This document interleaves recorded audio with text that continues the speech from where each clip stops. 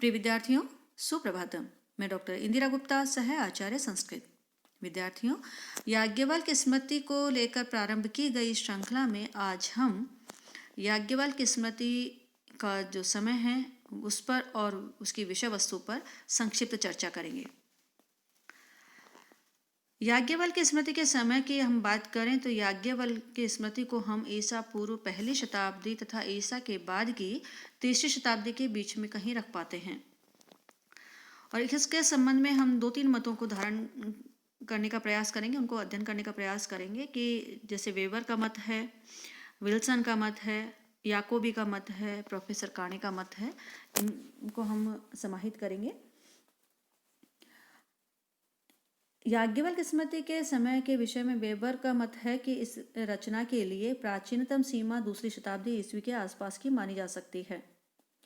और इसमें वो कारण बताते हैं कि इसमें मुद्रा के अर्थ में नाणक शब्द का प्रयोग है।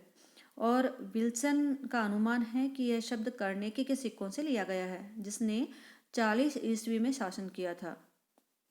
दूसरी ओर इस समय की निचली सीमा 6वीं या 7वीं शताब्दी रखी जा सकती है। और उसका कारण जो वेबर बताते हैं कि विल्सन के अनुसार इस स्मृति के अंशों को भारत के अनेक भागों में शिलालेखों में उद्धृत किया गया है।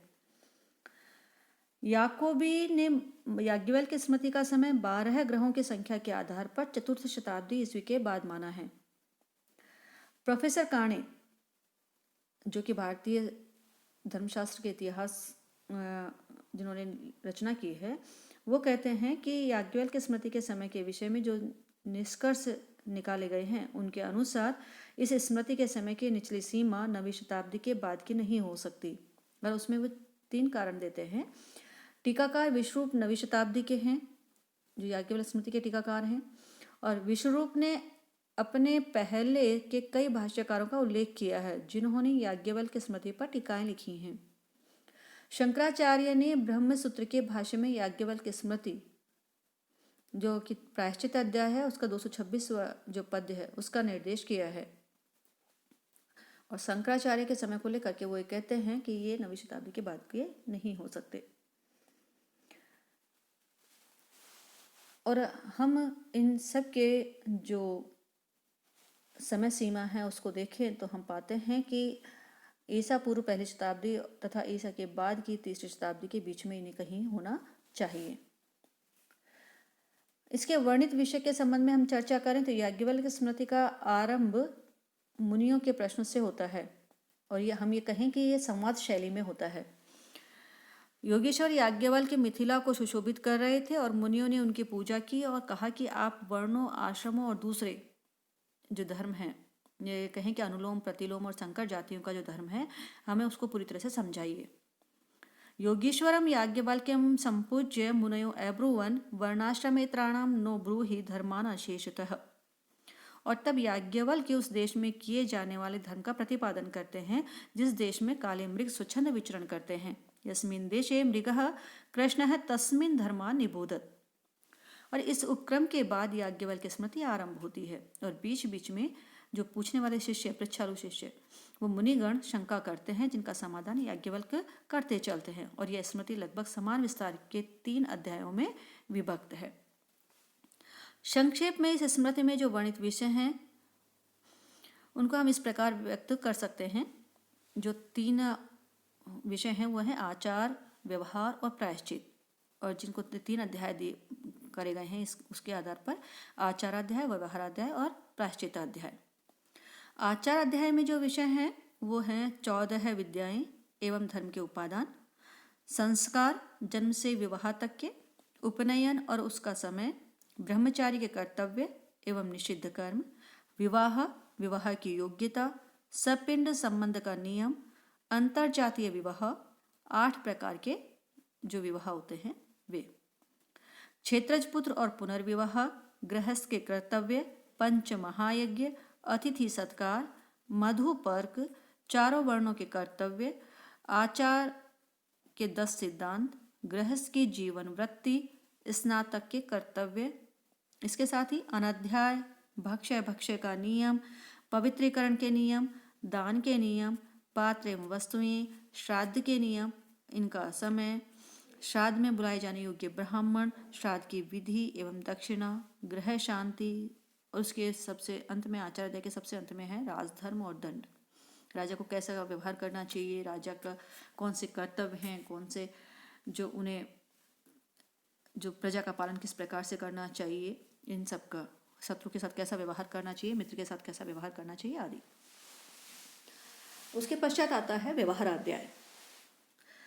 व्यवहार अध्याय में जो है व्यवहार से संबंधित बातें हैं, जैसे कि न्याय करने वाले व्यक्ति कौन कितने होने चाहिए, कौन होने चाहिए, न्याय करने वाली परिषद के सदस्य की योग्यता क्या होनी चाहिए, जमानत, ब्याज की दर, ऋण, बंधक के प्रकार, साक्षी की पात्रता, शपथ, लेख प्रमाण, दिव्य, धन का विभाजन, स्त्री का भाग, पुत्रों के प्रकार, और जैसे कहें कि उसमें जो पुत्रों में विभाजन होता है उस विभाजन के नियम, स्त्री धन, जो पुत्रों में जो धन का विभाजन होता है उस विभाजन के नियम, स्त्री धन, स्वामी और भृत्य के विवाद, दास्य के नियम, मजदूरी, जुआ, मानहानि, व्यभिचार आदि जैसे अपराधों का दंड, इनका सबका जो व्यवहार अध्याय में वर्णन किया गया है।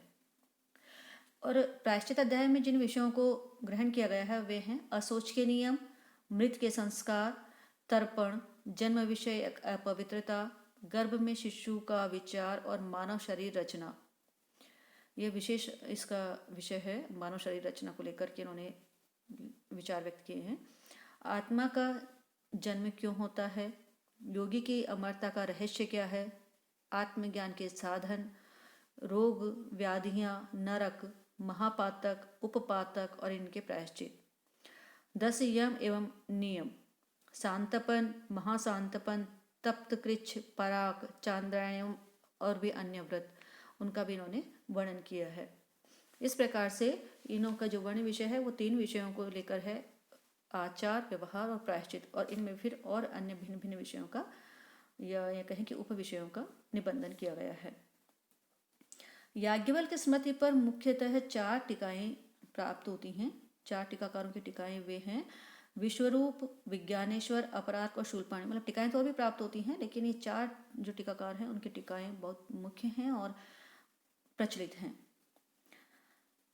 विज्ञानेश्वर की मिताक्षरा टीका का अत्यंत महत्वपूर्ण स्थान है। इसके विषय में महामहिम जो काणे हैं, पीवी काणे, उन्होंने कहा है कि यह ग्रंथ उतना ही प्रभावशाली माना जाता रहा है जितना व्याकरण में पतंजलि या महाभाष्य, जो पतंजलि का महाभाष्य है वो, एवं साहित्य शास्त्र में मम्मट का काव्य प्रकाश।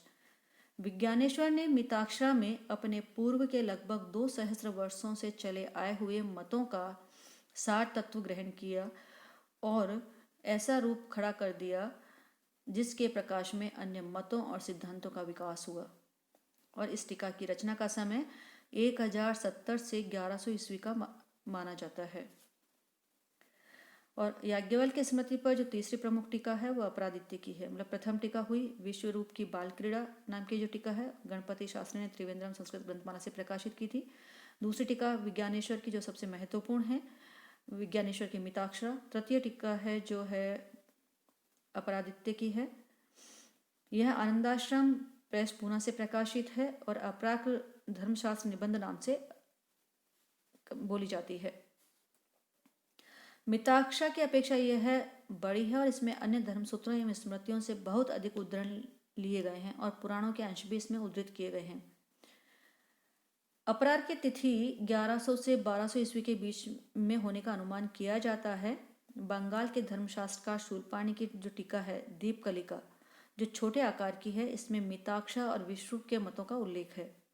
शूलपाणि का समय 14वीं शताब्दी के अंतिम पाद के आरंभ कर 15वीं शताब्दी के पूर्वार्ध के बीच माना जा सकता है। याज्ञवल्क्य स्मृति के अनेक संस्करण भी हुए हैं और प्रमुख संस्करण जो हैं वो है निर्णय सागर संस्करण, त्रिवेंद्रम संस्करण और आनंदाश्रम संस्करण। इन संस्करणों में श्लोकों की संख्या में कुछ कुछ भिन्नताएं हमें प्राप्त होती हैं। आगे हम इसके जो रचनाकार हैं, याज्ञवल्क्य स्मृति के रचनाकार, जैसे कि नाम से ही ज्ञात होता है महर्षि याज्ञवल्क्य, उनके संबंध में चर्चा करेंगे। धन्यवाद।